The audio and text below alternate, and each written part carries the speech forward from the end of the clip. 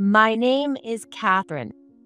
I'm in my fourth year of marriage and currently pregnant with my second child. My business journey began when I opened an online shop during my student years, and eventually I ended up owning an actual store. Thanks to that, my company has grown into a large organization, and it's been 10 years now, bringing in significant profits. My husband Bob is an office worker, but I don't know about his job. When I try to ask him more, he always says, Even if I explained, you wouldn't understand. Talking about something you can't get is just a waste of time. after our first child was born, we moved in with his parents. Given the nature of my job, I can't always be home in time to prepare dinner, so the help from my mother-in-law, Julie, is incredibly appreciated. My father-in-law, Ken, had an accident a few years ago and has been in a wheelchair ever since. Because of that, we need to take care of Ken, but my in-laws support each other and do their best not to burden me. Honestly, I should be the one helping them more, but I'm so grateful for how kind they are. To do something for them, I decided to give them a house that is fully accessible. When thinking about whose name to put on the deed, I realized it would be easier to put it in Bob's name now, considering he would eventually inherit it. So I put the house on my husband Bob's name. Of course, my in-laws didn't care whose name it was in. They were simply thrilled to receive a barrier-free home. And now I'm pregnant with our second child. I left my daughter with Julie and came to the obstetrics and gynecology for a pregnancy checkup. I finished the checkup as usual and it was time to pay. That's when I saw a pregnant woman and a man who seemed very concerned for her walking out of the exam room. Her husband came with her. I'm kind of jealous, I thought, but then something surprising happened. I recognized the man. No, more than that, it was my husband, Bob. What is this? Could this woman be Bob's mistress? I felt dizzy. I never imagined I'd run into them here. But with so many pregnant women around, I couldn't cause a scene. I forced a smile and approached my husband. Hi, Bob. What? Who is this woman? Your mistress. Wait, Catherine, what are you doing here? I'm here for my checkup, of course. It looks like she's here for hers too. You don't come with me, but you're here with her. Does that mean you love her more? No, it's not. It's not like that. Bob was flustered. The woman looked sad when he said it wasn't true. How could he make not only me, but also her feel this way? I'll just say the father of my baby has passed away then. No, that's not it. You don't have to panic so much. You've got it all wrong, Catherine. It's not like that. Just by looking at you two, I can see your relationship. Look, poor thing. Your precious girl is standing there with such a sad face. I feel sorry for the baby.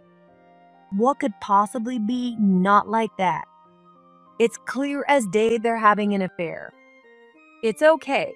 I told you when we got married, didn't I? If you ever fall in love with someone else, I'll walk away quietly. So please, take care of her. That's right. I said those exact words when we got married. He laughed it off, saying it would never happen, and that it wouldn't be so easy to just separate like that. But that's where he was wrong. I'm not someone who clings to things. I value my own happiness and don't want to cause anyone sadness, especially when a woman is pregnant and made to feel sad by the actions of my husband. That's something I can't stand. As long as I can endure it, everything will be fine. Saying the Father's in heaven means we're getting divorced, right? I don't want a divorce. Please, Catherine, don't misunderstand. I don't think it's a misunderstanding. Oh, they're calling me. I'll be going now. We'll talk when we get home, okay? Once we talk, you'll understand. He was desperately pleading. But what was there to misunderstand? It wasn't a misunderstanding. The truth was clear. He had a mistress, and she was pregnant, even though I'm pregnant myself. I left my husband and his mistress standing there and rushed out of the hospital. As I drove home, no matter how much I tried not to, I couldn't stop thinking about him. He kept saying I was wrong, but what exactly was wrong? Maybe she really wasn't his mistress after all? But no, it's clear as day they're in a relationship. In fact, they looked more like a married couple. Why else would they be at the obstetrics and gynecology together if they weren't either lovers or spouses? There's no other explanation, which means they're definitely in love. The promise I made when we got married kept replaying in my mind. If you ever fall in love with someone else, I'll leave you without making a fuss. I didn't actually want to do that. So why on earth did I make such a promise? But if he has cheated, it must be because I'm lacking in some way. In that case, divorce might be for the best. If I continue to hold on to him, it will only lead to both of us being miserable. For his happiness and for hers, I need to step aside. I should just let go. The thought kept cycling through my head as I drove over and over. It was like a maze with no exit, where I thought I had found the answer, only to lose it again. I'm not the type to cling to things. That's right. I'm not attached to him, so it's fine. I'll let him be with her. I have my job. I have money. I won't be left wanting for anything without him. But she'll need him. Especially once the baby is born, it's better for both parents to be together. But I just can't forgive the betrayal. Cheating isn't just infidelity. It's a personal betrayal against me. That's why we need to separate. By the time I arrived home, I felt like I finally had my answer. When I walked in the door, my daughter ran to me, thrilled that I was back. Welcome home. You're late. I was starting to worry something had happened. I'm sorry I'm late. How's the baby? Doing well, growing strong. That's great to hear. Julie gave me her usual kind smile. If I leave Bob, I'll be leaving that gentle smile behind too. But there's no turning back on my decision now. I told my daughter I had something to discuss with her grandparents, gave her a snack, and told her to play by herself for a while. Then I entered my in-laws' room. Knowing that I don't usually act this way, my in-laws immediately sensed something serious had happened. I sat down and told them everything that had just occurred at the hospital. I can't believe. Julie muttered, unable to find more words. I'm so sorry things have come to this. It's all because of my fault. Please, don't be angry with Bob. Don't be angry. Catherine, you haven't done anything wrong. No, it's because I'm lacking in some way. That's why I've decided to end things. I understand wanting to leave after being cheated on, but maybe you should at least talk it out first? No, if we talk, I might waver. His mistress must be going through a tough time too. She's pregnant and probably worried about what will happen to her. That stress isn't good for the baby either. I think it's best if I step aside. But Catherine, you're pregnant too. You're going through just as much. Why should only you be the one to walk away? No, Julie. I'm not stepping aside just for her sake. I believe Bob truly loves her. That's why he went to the hospital with her instead of his pregnant wife. I'll be fine. If I go back to my parents, they'll take care of me, and I won't have any financial worries. Well, that's true, but The one who won't struggle should be the one to step aside. What about your children? They'll lose their father. That's the hard part, but it can't be helped. Besides, this isn't entirely for Bob's sake. Deep down, I know I can't forgive his betrayal. If we stay together, neither of us will be happy. I understand that, but you should talk it out first, and infidelity is not something you should just forgive. Bob is the one at fault, not you. Please don't blame yourself. Thank you, but my mind is made up. Besides, I promised him when we got married that if he ever fell in love with someone else, I would let him go. I love him, and that's why I believe it's best to let him be happy, even if it means separating. Oh no. I'm leaving the divorce papers here. I already filled out my part, so he just needs to sign and it's ready to be submitted. I'll take custody of my children. That woman is also pregnant, so she shouldn't have his ex-wife's children, and I can't leave them. This is just too much. I'm sorry, Julie and Ken. Saying that, I apologize to them. I can't believe you're the one leaving when it's Bob who's in the wrong. Ignoring Julie's words, I left the room and began packing my things. After calling the movers, I had my and my daughter's belongings taken out of the house. Julie, I've taken all of my things and my daughter's. Anything left is not needed, so I'd appreciate it if you could dispose of them. I understand, but could you reconsider? It would be so hard not to see our grandkids anymore. Julie, his mistress will have her baby soon too. You'll have another grandchild. Thank you for taking such good care of my child. I bowed again and walked out of the house. Later that night, Bob came home. He had probably been relaxing at his mistress's place. But waiting for him was Julie's angry voice. Bob, Catherine's gone. What? She really left. She even left the divorce papers. I see, even though I told her she was wrong. Wrong? You don't have a mistress? No, I do have a mistress. She's pregnant too. I think she's due around the same time as Catherine. What on earth? How could you?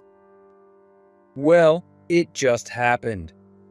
You think it just happened is an excuse? Look, I had no plans to marry her. That's why I told Catherine we'd talk when I got home. But she went and made up her mind on her own.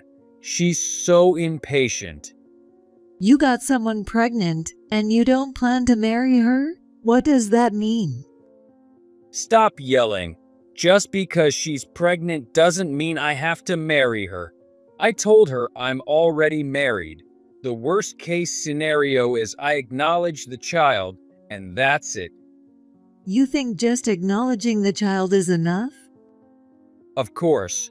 It's not like I'm saying we should break up just because she's pregnant. By acknowledging the child, I'm taking responsibility, so there's no problem. I don't understand why I have to get a divorce because of this. Do you not realize that you've been unfaithful? It's not infidelity. It's not some casual fling. So you're saying you're serious? Yes, exactly. If it were just an affair, I'd have told her to get an abortion. I want to acknowledge the child because I'm serious about this. How foolish. You already have a wife. And what's wrong with that? Why can't I love more than one woman? There are countries in the world with polygamy. Even in the US, we used to have it. It's only because of monogamy that things get complicated. You should complain to the government, not me. You absolute fool. Why am I a fool? It's natural for a man to want to be with multiple women. I'm just being true to myself as a man. How stupid can you be? Catherine was such a good wife. What more could you want? What more?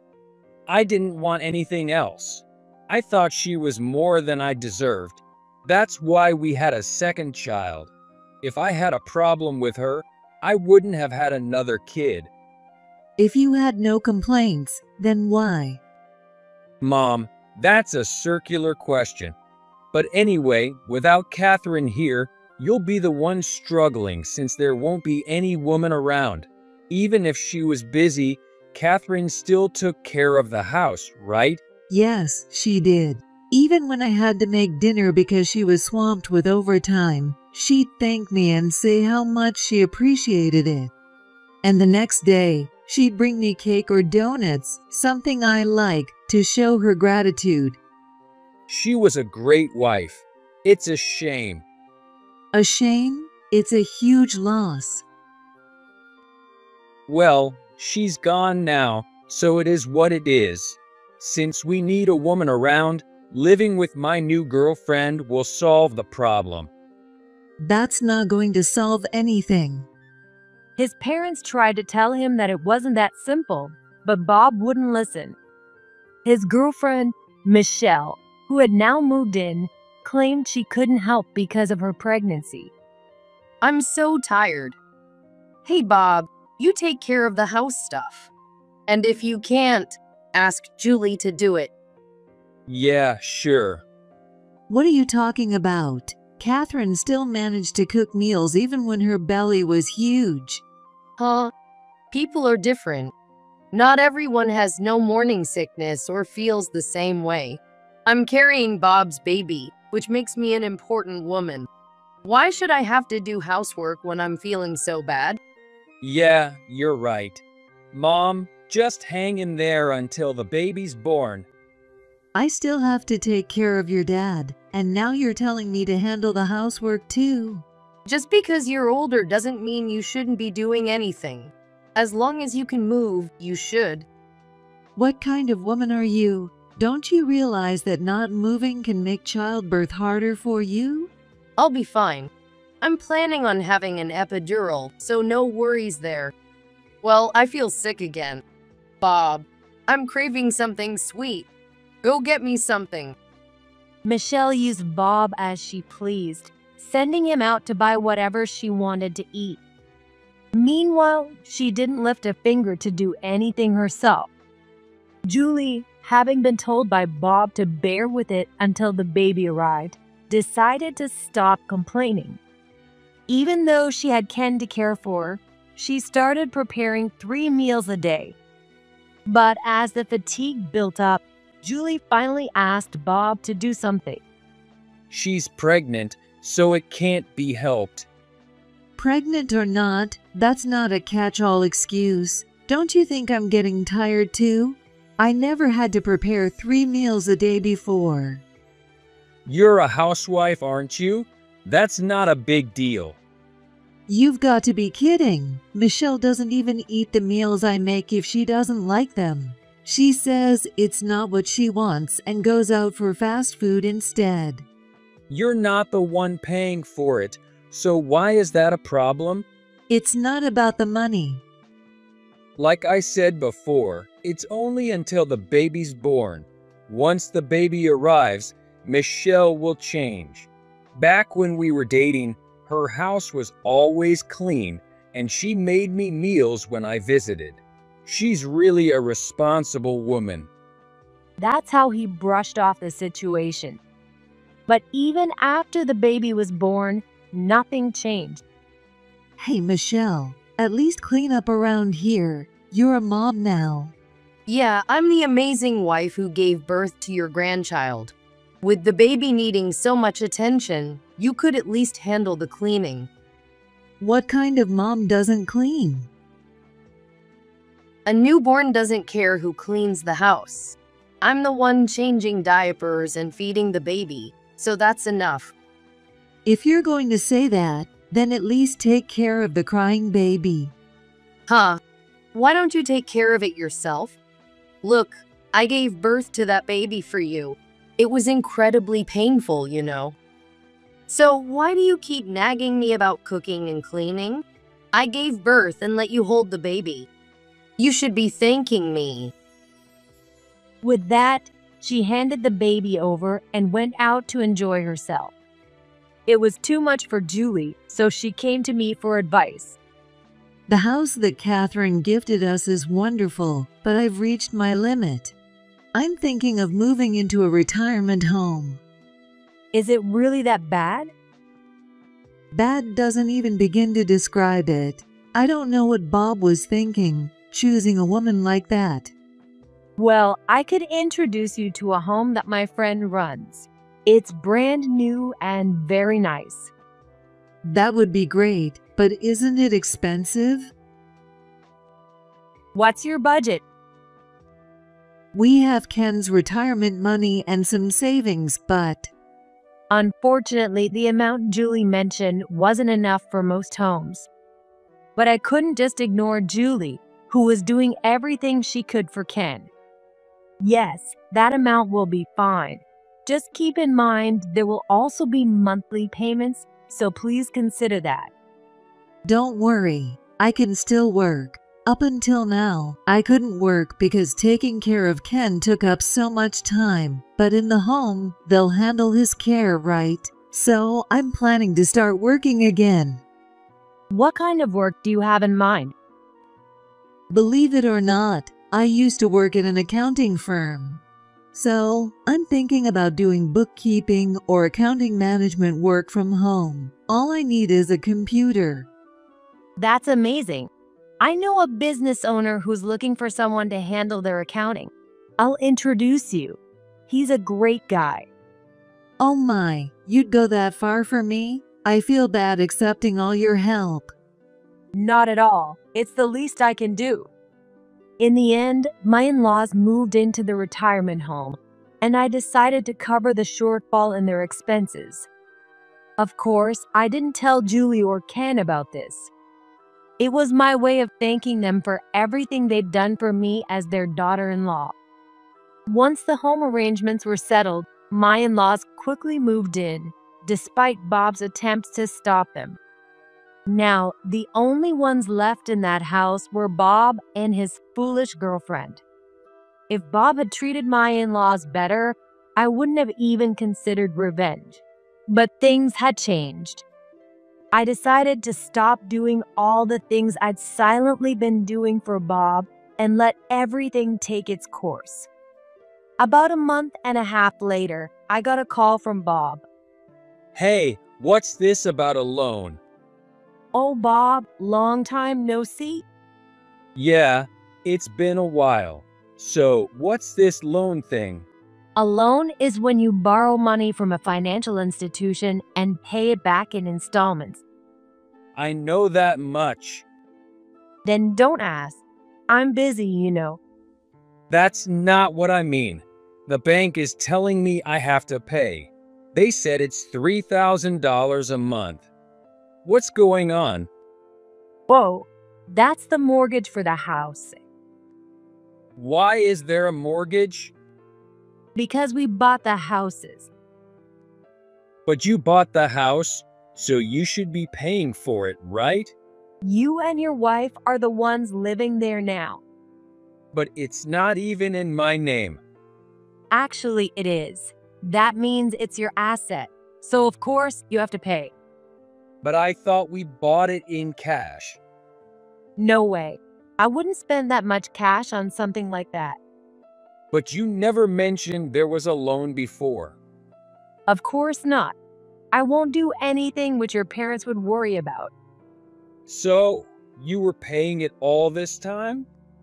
Yes, I paid it while your parents were living there for Julie and Ken's sake. Then why can't you keep paying it now? Why would I? I have no obligation to. Don't say that. We were married, weren't we? Yes, we were. Now we're not. I can't afford to pay such a high mortgage. Then sell or rent the place. Now that Julie and Ken are gone, it has nothing to do with me. But then we'll have nowhere to live. That's your problem. And I'm not paying the utility bills anymore either. You've been using them freely, but now you'll have to cover them yourself. That's impossible. Why? Everyone pays their utilities and mortgage from their paycheck. I'm not working. What? You quit? No, I was never really working in the first place. What? You told me you had a job. Well, I figured since you're the boss, I didn't need to work. Oh, so that's what it was. That explains a lot. In my life with Bob, we both contributed to the household expenses. But since he didn't make much money, I often covered his share. Sometimes he even said his allowance wasn't enough because of other payments, and I'd give him more. But as the company president, I never really struggled financially, so I figured if he couldn't pay, that was just how it was. Now that mom and dad are gone, I can't rely on their money anymore. You were relying on their money? Well, yeah, but it's not like I had a choice. I wasn't working, and they had retirement money and pensions. It's not unreasonable to lean on that, right? You're pretty pathetic, aren't you? I'm really glad we got divorced. Come on, help me out. Maybe you should ask your wife to help you. I'm sure she'd hate it if I stepped in. No way. She wouldn't mind. And what makes you think that? Who would be happy knowing another woman was giving their man money? That would only make her suspicious. She's an understanding person, so she wouldn't get suspicious over something like that. In fact, if I told her there's someone willing to help, I'm sure she'd be happy and would probably thank Catherine for it. If that's true, then she's just as crazy as you. And let's not forget that Julie and Ken moved into a home because of your wife. I have no intention of helping you. Come on, don't say that. It's not that big of a deal. I mean, they had enough money to move into a home. That's a good thing. You're the one who pushed them out. You and your wife. How can you not feel the slightest bit of guilt? What's gotten into you? You didn't even get mad when I told you I had a mistress. Why are you being so cold now? I didn't get mad because I thought it was partly my fault, and I don't have the luxury of losing my temper. You can't lead people like that. But that doesn't mean I enjoyed being replaced. Well, whatever. Just help me out, will you? It's not whatever. Anyway, good luck. I'm done here. With that, I hung up the phone. After that, I didn't hear from him, so I figured he and his wife were managing to pay the mortgage somehow. But about a year and a half later, Bob called me again, sounding desperate. Catherine, what am I going to do? What's wrong? They're telling me to move out. Isn't it awful to be kicked out of my own house? If you were paying the mortgage, that wouldn't happen, would it? We got letters about it, but I ignored them. So, you knew this was coming then? Well, I thought we could just keep ignoring it. I mean, it's just letters. What? Look, please help me out. Are you still not working? No, actually, she left me. Now it's just me and the kid. She left the child behind?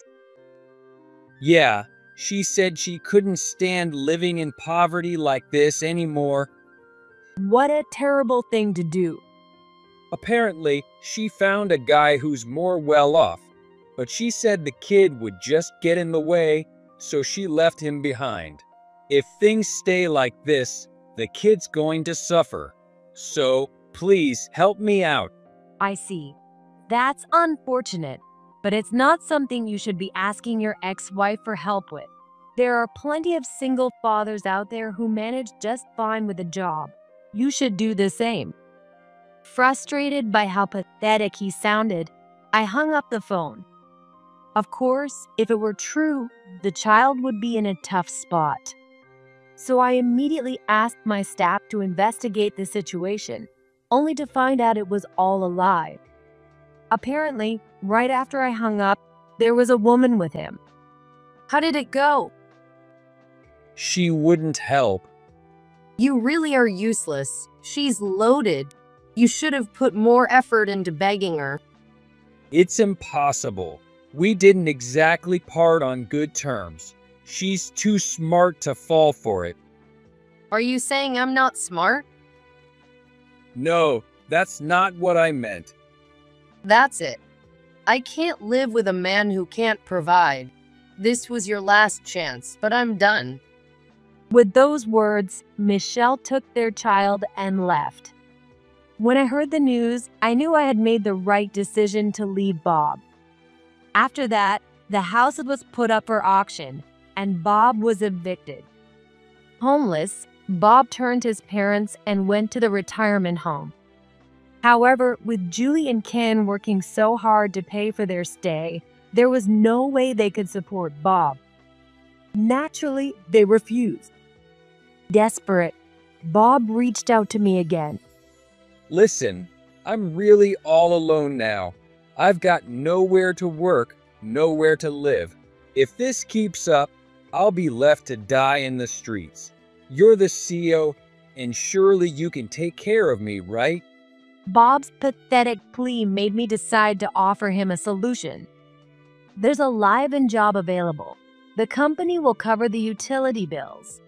Why don't you give it a try? There's really a jobs like that? So I introduced him to a jobs, but it was at a management office deep in the mountains. It was a job where he would be living alone for years. But true to his nature, Bob, who hated being alone, couldn't handle the isolation and abandoned the job coming down from the mountain. I have no idea where he is now, and I have no interest in finding out. As for me, I occasionally take my children to visit my in-laws at the retirement home. Both of them are doing well and living peacefully. Julie still takes on small jobs here and there to help pay for the retirement home. I secretly cover whatever is lacking for my in-laws, but as long as they stay healthy and happy, that's all I need to feel content.